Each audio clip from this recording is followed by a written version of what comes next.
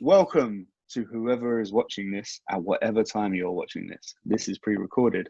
Yeah. So here is a series of conversations with Chris. No, Chris Sonnex presents. No, that is not the thing. This is a conversation between myself, Chris Sonnex, and Tricia, who is a phenomenal writer, director, actor, general maker of things, and also interviewed me not too long ago. During that interview, we decided that the hierarchical nature of interviews are weird. So I thought it would be better and more beneficial and more informative if I interviewed the absolute brilliant human being that is Tricia. So Tricia, how you doing? You're right. Hi, you're right. It is like listening to an obituary. Like it genuinely is. It's so weird. Hi, thank you for your time this morning.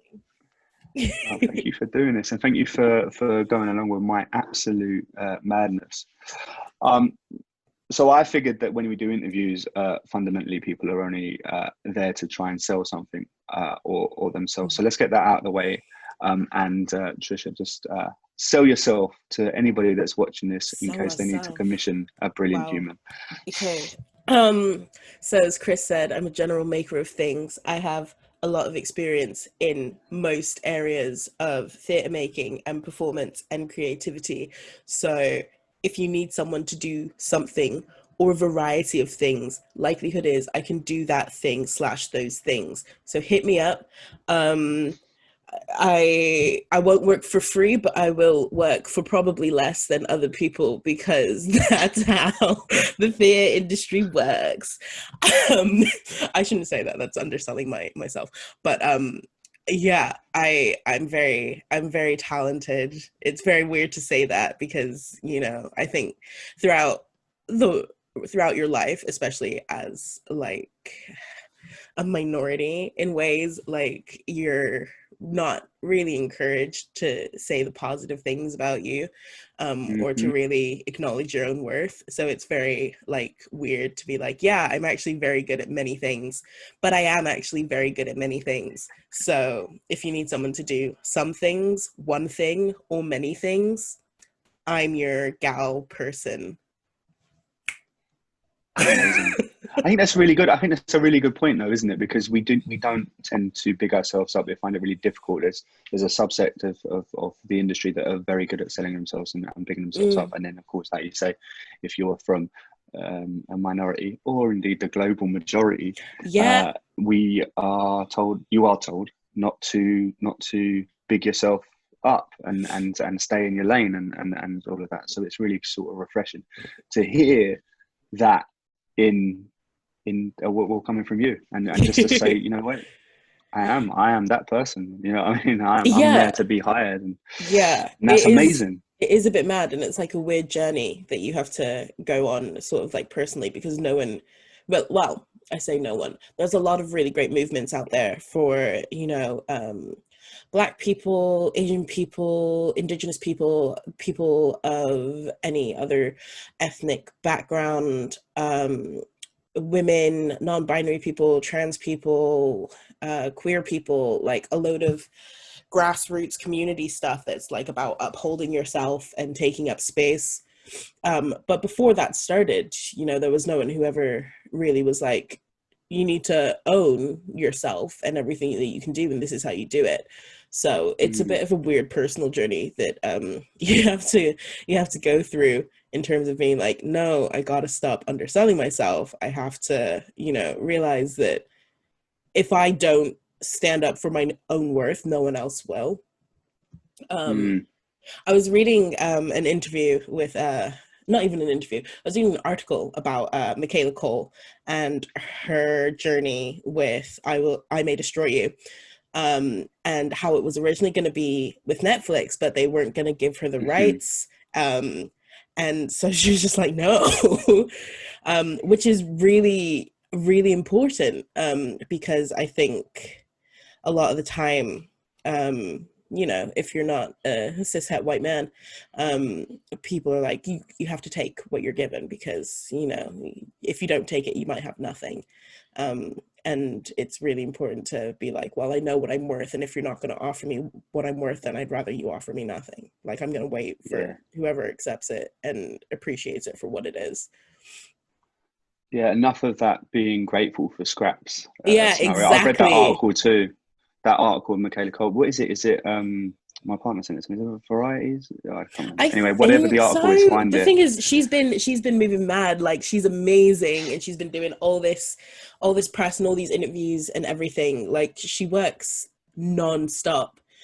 So, but I love seeing her face like just pop up when I'm scrolling through stuff, because it's cool to see her. It's really cool to see her, because, you know, she made it from ends.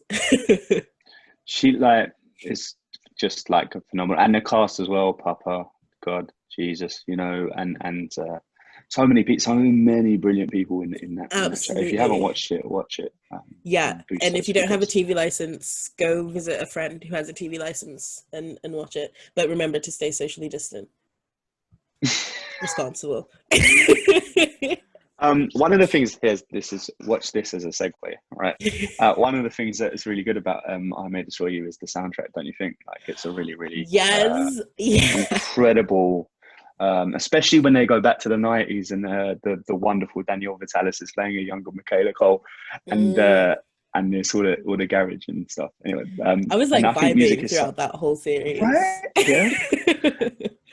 And we talked about music being such a thing about vibing and then sort of allowing itself. So I wanted to ask the real question, the real first question, about an album that inspired you the most as an artist.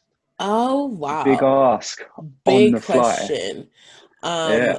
Also, I'm going to give you a really useless answer, because generally I don't listen to albums. I never really bought CDs when I was younger, so I didn't really get into the habit of, you know, listening to and like having an artist drop like a whole collection of music and listening to that as a whole, because I had no money. What I did have was LimeWire. So it was a matter of like scanning for random singles and filling all of my music devices with that. So because of that, I just never really got into the habit of listening to albums, which is odd, because a lot of the time, like, albums as a concept are really, really well thought through and really well thought out. There's so much visualization and conception that goes into them. So I really should start listening to albums, but it's like just such a weird like way of listening to music for me, because I never had it.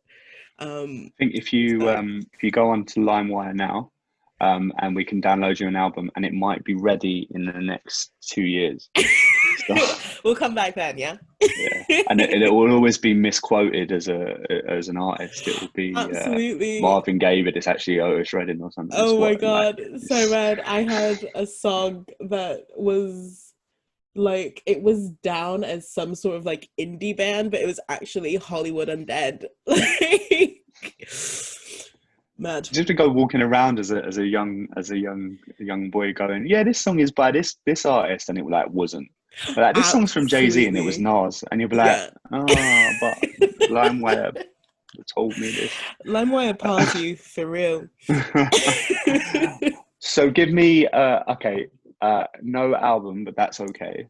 But give us a song that we should all listen to after this interview. Oh, that's good. I actually have a playlist for times like this called "What Kind of Music Do You Like?" Well, and it's just a mishmash of like all of my favorite songs and stuff.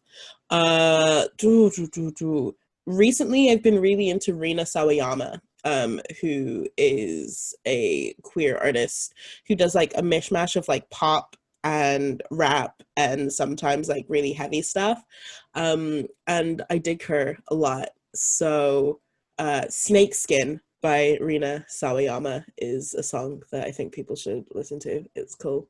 So you heard it here. Go and listen to their song right after. Not now, because Not we're doing now. important talking, I mean, but you can after. pause it and then listen to it and then come back. Yeah, On do modern whatever times, you know. floats your. But yeah, I forget about that. I sometimes it's confusing that we're even on a laptop. I think we're in the same room. If only. It's weird.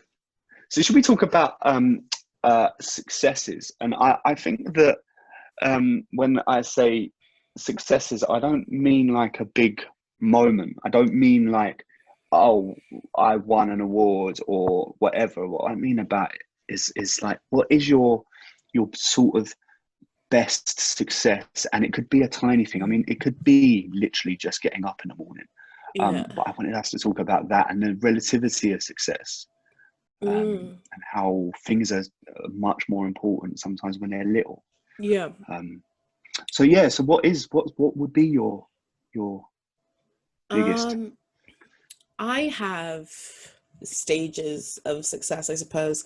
So there's a few things that are kind of like in the front of my mind as like what I would quote as my biggest successes.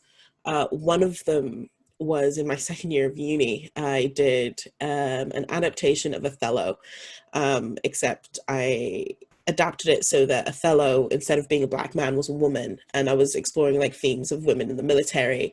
And it happened just as a lot of states in America had legalized gay marriage. So we were talking about sort of homophobia and sexism, instead of, you know, the very topical issue of racism. And I did it almost all by myself. I was meant to have a production team, but you know how uni is and people had different stuff, and like, so I just ended up doing it all by myself. The president of our society had previously stolen my budget to do an impromptu performance of American Idiot, so I had no money. I was like stressing, but you know, we did it, and my parents came to see it, and it was the first thing that my parents saw that I had created since they finally accepted that I was no longer going to be a lawyer who got a scholarship to Harvard, and I was actually going to go into theater. And they were actually really proud afterwards. Like, my dad kept smiling and my mom was just like hugging me, and I was like, I had this like moment of acceptance, and I think they finally went, you know what, she's gonna be okay, because that's what all African parents are really concerned about when they're like, no, you got to go do something secure, is that they just want you to have like the best life that you possibly can. So I think at that moment they were like, she's got this, it's gonna be cool, we don't need to worry. And that was really, really lovely, to know that, you know, it wasn't gonna continue to be like a fight, and like, trust me, I know what I'm doing, I'm gonna be really poor for a really long time, but I know what I'm doing. That's one of the big ones. And then the other one is actually when I was doing WoLab's Actor Writer program, and you came in to facilitate one of our sessions. The piece that I did as a monologue ended up being about police brutality and racism, both in the US and the UK. And it was really difficult to write, because like, and perform it. So I wrote this monologue and I performed it as well. And it was really hard because it's something that's so prevalent and like something that is so terrifying and really gets me like right in my heart. I have lots of Black friends in America. I have Black family in America. I've seen police mistreatment here in the UK, of young Black people, and there were so many times I was like, I don't know if I'm going to do this justice, I don't know if I'm saying the right things, like I don't know if I'm the person to be doing this. But after so we had 3 performances of it, and afterwards I kept getting all this really great feedback. from people of all ethnicities and races, but lots of Black people coming up and being like, thank you for talking about it here, because no one ever talks about it here, everyone talks about it in America. Thank you for saying these people's names, because it was really important to me that it wasn't just about numbers and statistics, it was about actual people who had actual lives and lost those lives at the hands of the police. And hearing it resonate with people in the way that I wanted it to, and ways that were even better than what I had hoped for and expected, was really, really heartwarming and touching, and just made me feel like at least I was doing some sort of justice to this massive, massive problem that, you know, I can't take on by myself.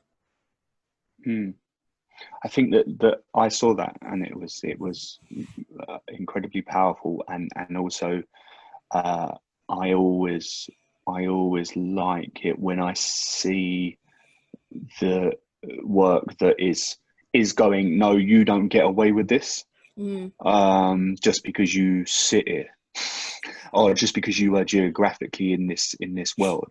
Like, you don't get away with this. And I think that we do that a lot in theatre, where we speak to each other as if we're already converted, and also that we're better than everybody because we're in theatre, or we're morally better because we're creative, but also we tend to be at least performatively like left wing, you know, and I don't think that is helping. I think that when you go into a room and you watch something, I want to be challenged. I want to say, you are complicit in this, and you need to change your ways and your thought patterns. And I think so many times, especially that the sort of upper class white artist doesn't see that brutality that is there institutionally through racism at all, because they just don't engage with it. But I remember growing up, obviously, with in the way, I mean, lots been said about the way that, you know, I grew up, but you know, there's loads of young Black boys consistently getting pulled over or searched, and then for me not to be searched in the same breath, or security guards following them around the room, you know, and you're aware of it completely, and you go, well, the only reason that we are not the way that America is because we do not have police walking around with guns. Yeah, exactly. You know, and proof to point was the other day, where the guy was that video that went viral with one of the police officers having the knee on the neck in London somewhere. You know, so it's, I think it was important for you to write that and to hear it, and it's sort of something that I wish that more people had seen, because that was what, 7-8 months ago, more than that, 9. Yeah, end of 2019 would have been just before Christmas, December time, early December. Yeah, and I thought that it was, yeah, I mean, obviously for the people that know, obviously this movement has been going on for a long time. You know, it's almost like people talking about Sandra Bland, or you know,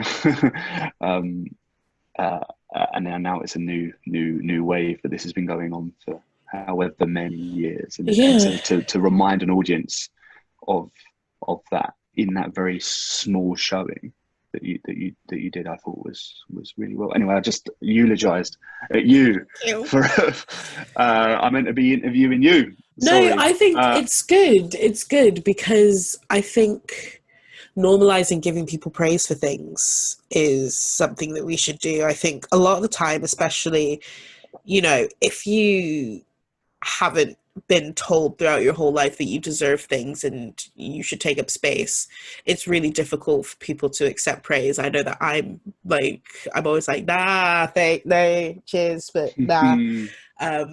And I think it's a good thing to normalize giving people praise. Not me, I mean, yeah, me, but like it's really weird because I'm like, yeah, people should hear the good things that they do and they should be able to accept it, but then if someone wants to like say good things to me, I'm like, Stop. But well, you bat it off with self-deprecation as well, don't you? Right? Yeah. Pretty Which much. is, I was thinking about Hannah Gadsby and Nanette, and have you seen it? I haven't seen it. It's actually on my watch list, but I'm putting it off because I told my friend I'd watch it with her, because she's one of her favorite comedians. So I was like, okay, I'll wait. But Do I've watch seen it though, bits because and there pieces. is that moment about talking about self-deprecation, saying you're not worth it. It's funny. It's a funny joke because I do it all the time, and I'm like, it's funny though. It's funny that I'm doing Yeah. it, and it's making me laugh. But equally, you deserve better than that. I think it's important to know. Speaking of sort of failures of things, I wanted to know about a failure that you've learned the most about yourself, sort of something that's happened that you go, I feel like it was shit, but I've learned a lot from that experience. Yeah. I think, is this like, so I've got a personal, well, a personal failure, and like uh what is the word, like a situational failure, I suppose. Mm, I think my first couple of years of uh being a creative, I think I was principally going to be an actor. Like that was the only thing that I was focused on. I wasn't thinking about writing or directing or making or anything. I was just gonna act. And I was trying so hard to be an actor that I was like acting being an actor, um which is it's weird because I don't think I realized I was doing it when I was younger. But like, it's kind of like that hammy stuff that you watch whenever people are being bad at acting on like sitcoms. That's what I was doing, thinking that I was being like a good serious actor. But I think no one ever said anything about it either. Which is another weird thing about the industry, is that a lot of the time you just get a no, and that's it. And then you, like, the people who you're close to are often like too uncomfortable to tell you that something's shit because they don't want to discourage you even further. If you're like, oh, I keep getting no's, and they're like, oh no, you're great. But constructive criticism is always helpful, and it took a while before I was like, hold on, let me just think. And it came when I actually started doing things that weren't acting. So when I started mhm, writing and started directing, and started designing and thinking about how all of those things interacted with the stage and how all of those things interacted with the actor on stage, I became a better actor from having like an overarching view of theatre with a capital T. mm. And then sort of reevaluating what I was doing as an actor, and bringing more sort of emotional realness to roles rather than trying to be or portray what should be seen, trying to just be a bit more grounded and real, in my Yeah. acting, which has made me a better actor. So, although it was a horrible realization at the moment when I was like, you know what? I don't think I'm that good an actor. But now I am actually a very good actor. So it was a good journey for me, because I Yeah. could have quit, or I could have just been prolifically a bad actor for my whole career. Um, but I'm not anymore, so that's good. And then I think situationally, I've been really fortunate. Fortunate. I've worked really hard to be in the industry since I graduated. So since I left uni, even though I haven't always been acting or making stuff, I've always been working for theater companies. So I started at the National as soon as I graduated. Then I was with a commercial theatre company for just under a year, and then I went back to the National, and then I worked with Talawa Theatre Company for just over a year, then went back to the National again, and now the National's letting me go because I'm a casual and they have no money, but whatever, we move. And so I've always kind of like been trying to keep my finger on the button, even if I wasn't physically putting things on a stage or being on a stage. But when you're doing that, it's really difficult to not see yourself as a failure, because you're working with all these people who are successfully doing the thing that you want to be doing, and you're like, well, why can't I do that? And like, it gets really, really draining and really sort of insidious, kind of like Chinese water torture, just like drops and drops and drops and drops. And I think sort of changing the way that you approach failure was really helpful for me, and realizing that being the person that I am, I was not afforded a lot of the same sort of benefits that other people are. So while I was at this commercial theater company, one of the producers was talking about how, and she was really young. She was very young, very high up in her game, very good at what she does.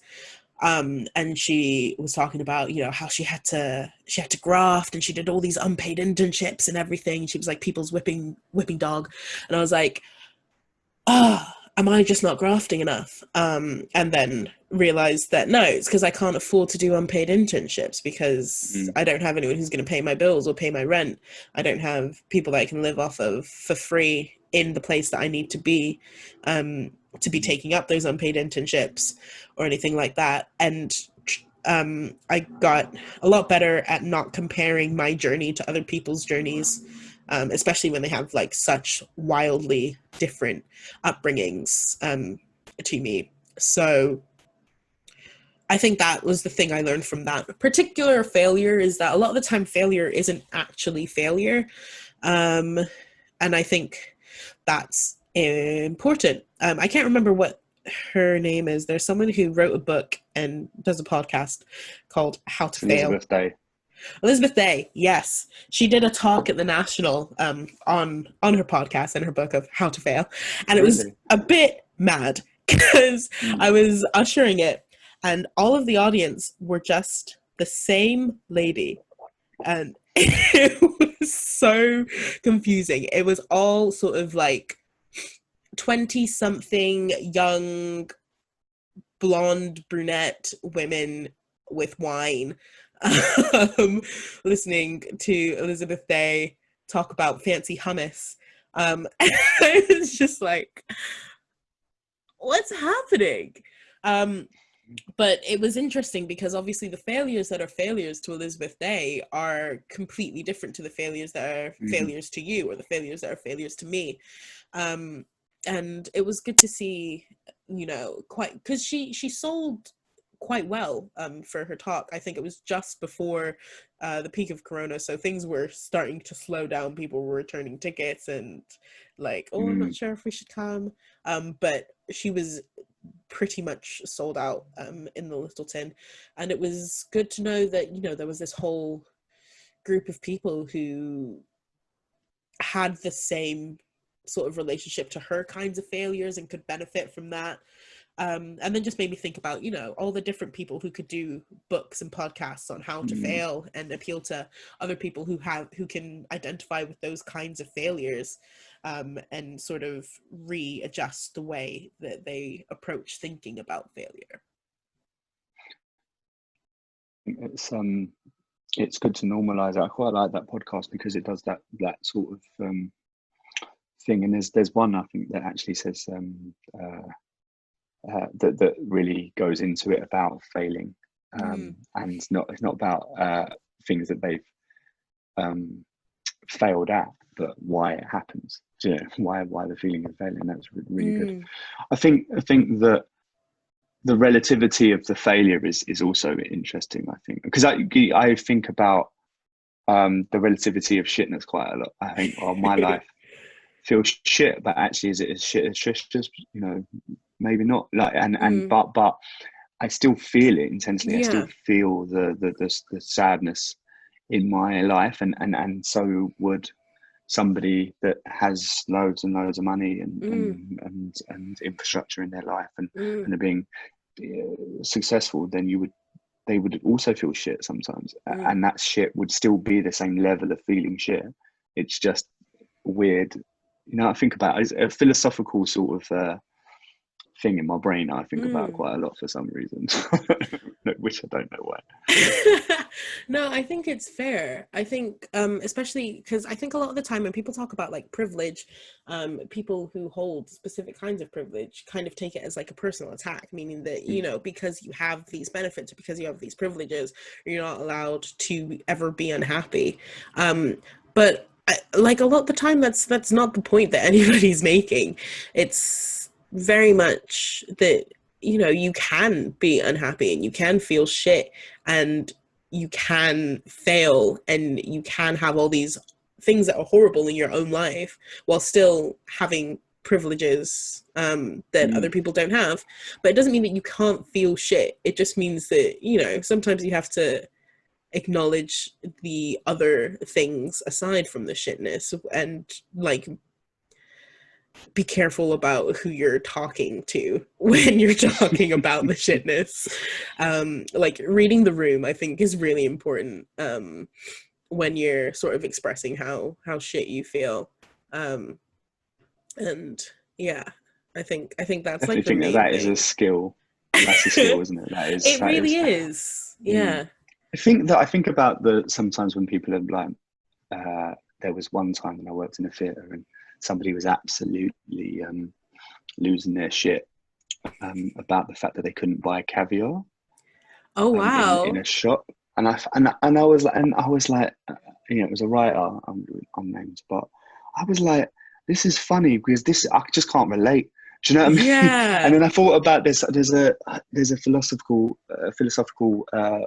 thing that says, I can't remember who it is because I'm an idiot, but it stayed there somewhere, which is if a lion could speak English, and you met them and started talking to them, you wouldn't understand each other still, because the references are completely different. Like, Yeah. that lion has just been jamming in the jungle, like having a lovely time trying to get some food, and if it started talking to you, it would be gibberish because you wouldn't understand that world. And I think Yeah. that there was that moment there when that writer said, oh, losing a shit about the caviar, that I was like, I think you might be a lion.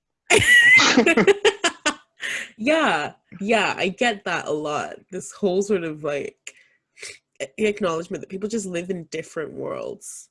And it's like, I wish I could understand what you're expressing right now, but you could spend all day explaining it to me and I'd never get it just because I don't live in that world.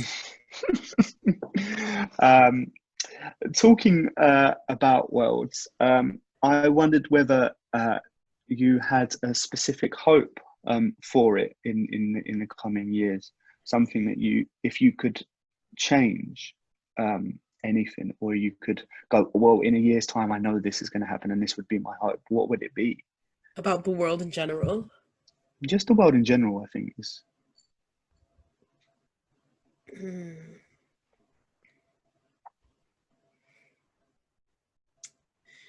See, I have hopes for things, and then the pessimist inside me is like, yeah, but is that really gonna happen? But that's the thing. So I asked for the hope. I didn't ask for the Yeah, reality. that's true. That's true.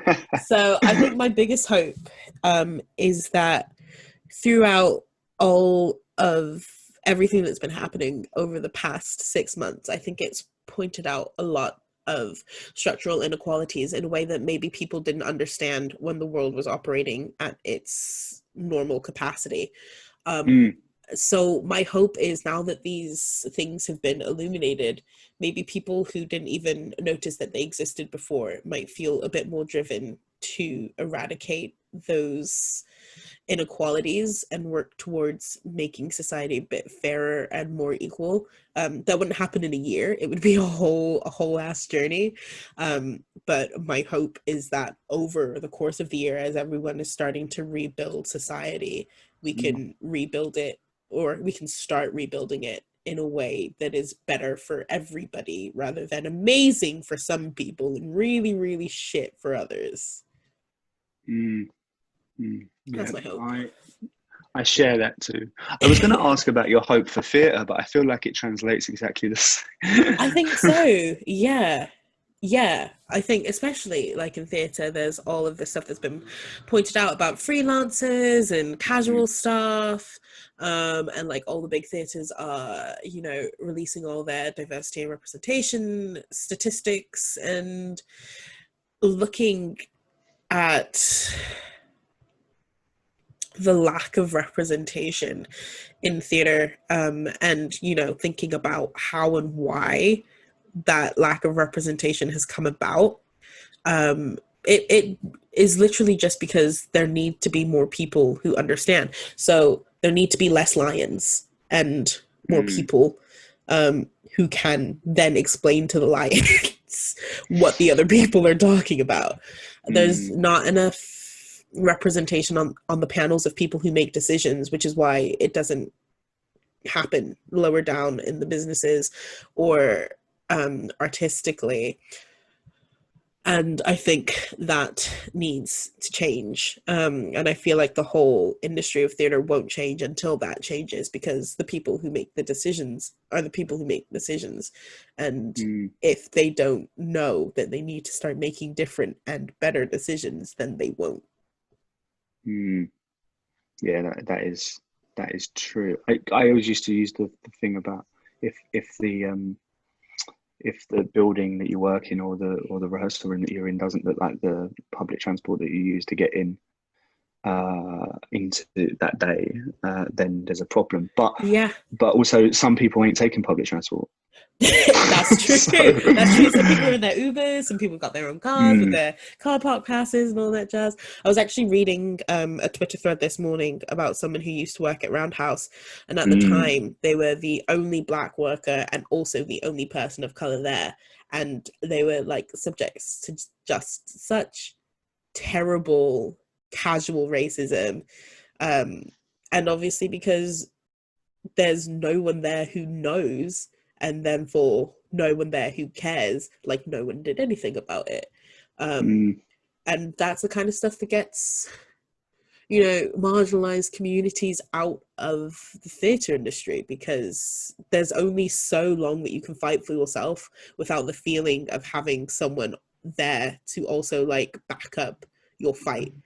Like someone to just hold your boxing gloves when you need to take a break and be like, cool, I trust you to fight for me, and then I'll come back and I'll continue fighting for myself.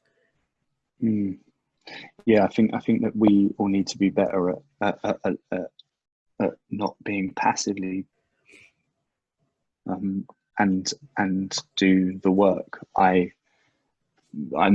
think that she deserves an apology massively. I hope she gets one. But... Yeah. Let's see. I was talking about theatres and that sort of weird hierarchy, and I find them. I'm lucky enough to see through all of the sort of bureaucracy of it, and understand little bits that more so than most people, luckily. But I think that it's needs to be much more transparent. And I wondered whether there was a thing that you wish that you knew about theatre. Currently, or when I started? Currently. Yeah. And maybe we'll get an answer through the world of social media. Yeah.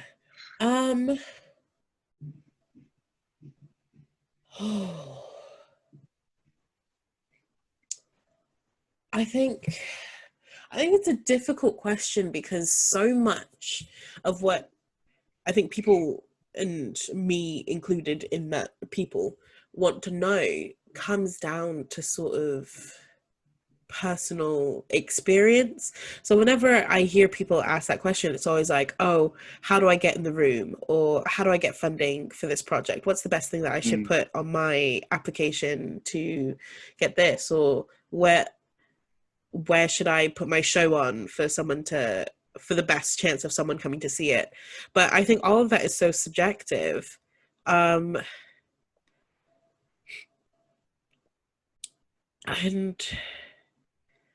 it is always those questions, isn't it? And I think that sometimes we need to take a moment and take stock and go, actually, what I want to know is, how do you get this money from Bloomberg, or what is your commissioning process, or like what is a commissioning process, or actually what happens if I sending a script to your building? What actually happens? And I think that there are more interesting and more useful answers. I think probably my question would be, who are the best people to develop a concept, I think. I think for me, I have a lot of ideas and a lot of concepts and a lot of stuff that I like to work on, both as a creator and a performer. And I think I would personally want to know, who are the best people to support that? You know, the people who are going to give you financial support, the people who are going to give you artistic support, the people who are going to give you, like, point you in the right directions of, oh, you know what, this kind of idea is going to be really suited for this person, go talk to them. Because I think so much of the industry is so interconnected, and, you know, even if you don't work on something particularly, you probably know someone who's like, oh, this is right up their street, actually, go speak to this person, because they'll know exactly what to do, or if they don't, they know exactly who you should talk to. So I think, who are the best people, both in terms of availability and dedication, to help you make things become real from point of concept. Okay, well, this is a massive experiment now, so we're going to throw that question out to the world, and let's see if we get an answer. Comes back. Like, in the comments, or hit Tricia up. I'm on Twitter at Tricia Way TT. I'm on Instagram. I'm on all the places. Spoken word night. Yep. Definitely do follow Tricia. So the actual more important question, the follow-up question is, the thing that you wish theatre knew about you.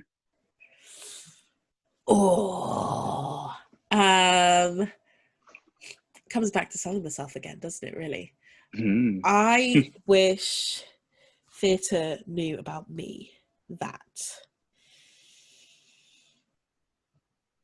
I have very good ideas, and I do a lot of thinking about how you engage people who aren't necessarily already theatre audiences, and how you do better representation and tell better stories, and you know, get involved with the communities that should be telling stories but perhaps don't know how to tell those stories, and how you link them up with people who do know how to tell stories, who can help them tell that story.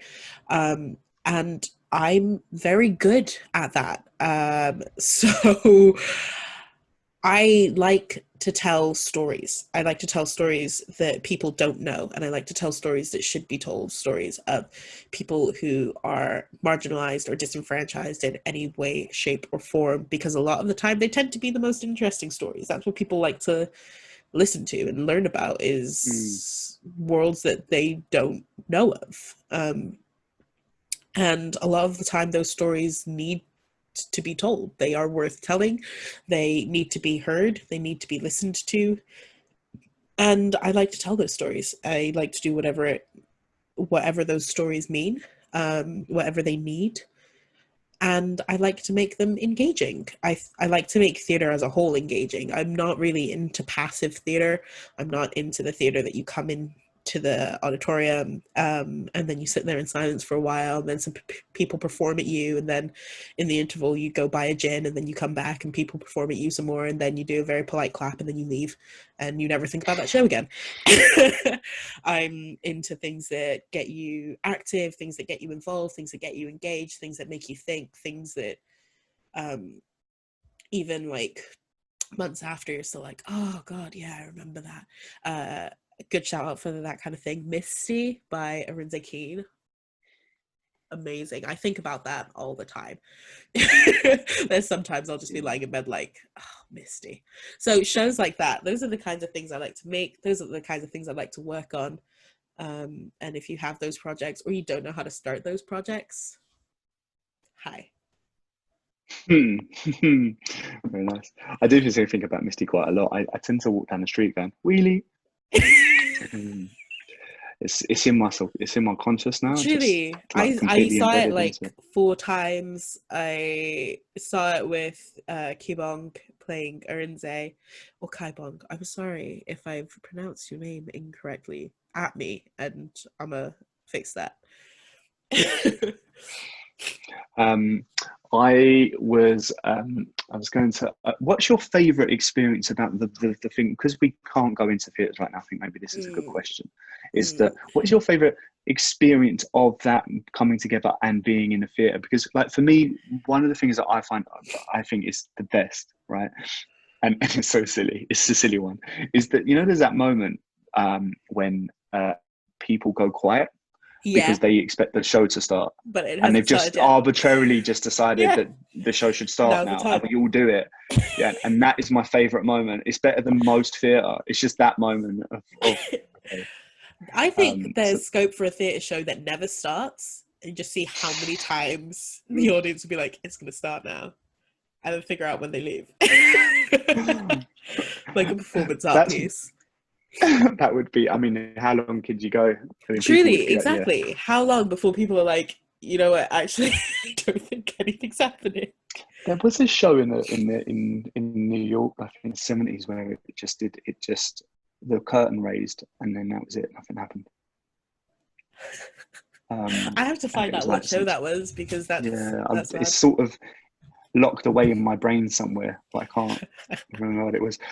So that's my favourite moment of the actual physical thing of going into the theatre. What's yours?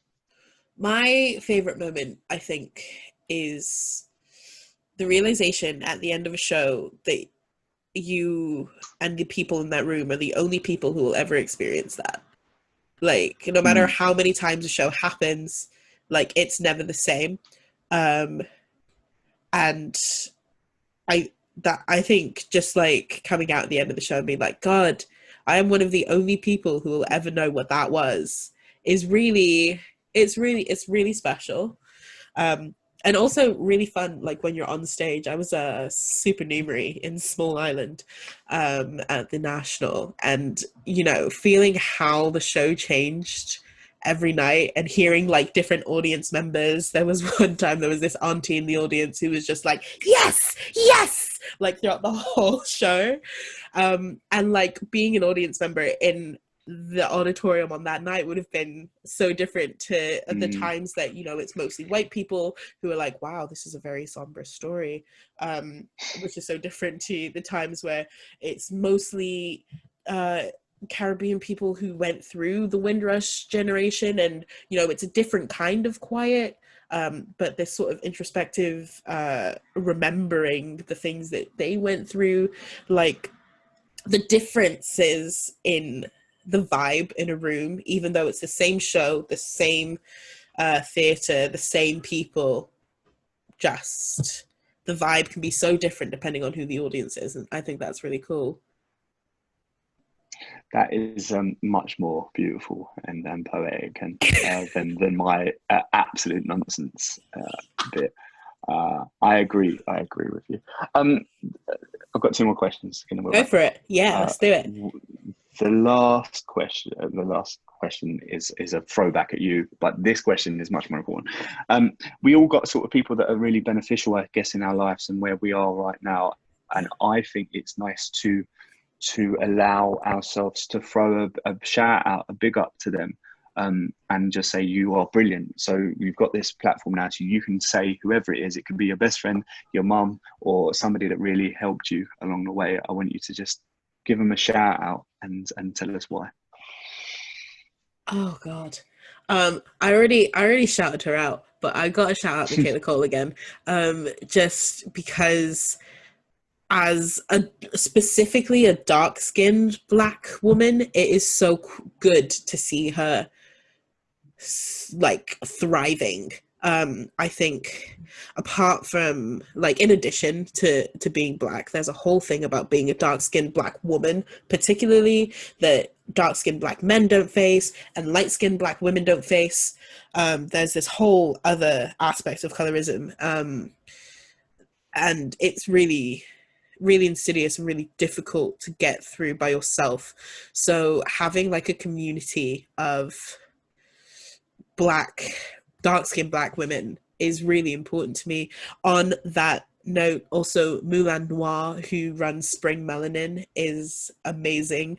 Spring Melanin, if you don't know it, was a sort of gathering of mostly dark-skinned Black women, but was open to any other Black women. I saw lots of white women there as well, as just like a space for self-care and connection, and all of that kind of stuff.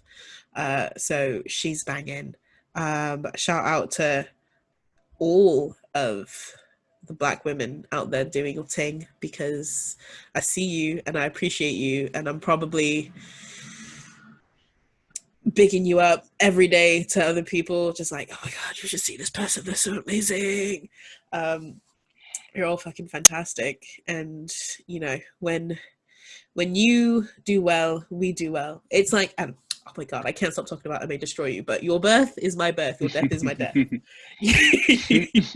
I won't stop talking about it.